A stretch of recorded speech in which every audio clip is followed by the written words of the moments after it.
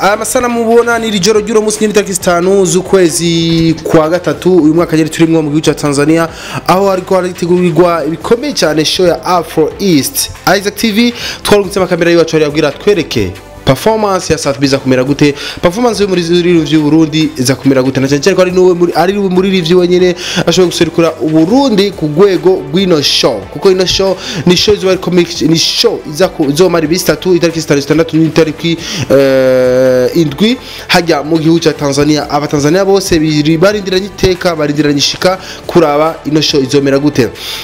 Of course, Satbi ku munsi w'ejo yarafashe indege yerekeza mu gihugu ca Tanzania mu Dar es Salaam ku mugwa mukuru hajya baramwakiririza cyane. Press conference mwarayibonye, mutarayibona kuri Isaac TV mukatoza kwibashira ko ariko kandi turatahuza yuko amakamera yacu ari hariya kugira tubereke show yose ingene iza kugenda n'ingene biza kugenda muri no joro nyene.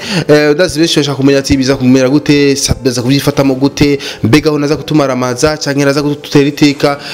By the way, benshi cyane baramwifurije urugendo rwiza, benshi cyane bamwifurije amahirwe meza kuko ni platform ndetse ni show iza kuba irimo abantu benshi cyane. Show bona neza yuko yiteguriwe bidasanzwe na cyane ko muri Tanzania bamaze gushika kuri technology of course kubijanye no gutegurana amashow nkaya, ariko kandi nkuko mubibona ku masana murabona ko ari show iteguwe neza cyane, ari show Kwatabizi ni show za kwa artist batandukanye kuva mu gihugu ca Sudan, mu bihugu vya Sudan, East Africa nka yose, mu Rwanda za kuba ariyo Brice Melody, muri Kenya hajya Otile Brown yaribanye na Satbi, of course ariko ririmba na Satbi ndirimbo, ariko kandi n'abandi artist batandukanye, Harmonize ubwiwe n'abandi artist biwe bose bajya mu gihugu ca Tanzania. Benshi rero barindiriye gushika kuraba Satbi mbega biza kugenda gute, Satbi araza kwifata gute muri no show, aza kutwambika iteka nk'abarundi ku buryo performance yiwe za kuguma hajya abantu bose bavuga ati kabisa Satbi yakoze amateka canke biraza kugenda gute.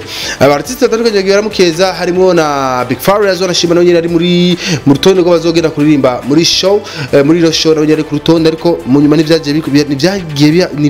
nivyakunze kumvo zuko yarafise indi show hari nyine mu bihugu vya Buraya. So uno munsi rero ni itariki 5 turaza kwashikiza ingeri show iza kuba imeze Afro East Carnival beza kumera gute.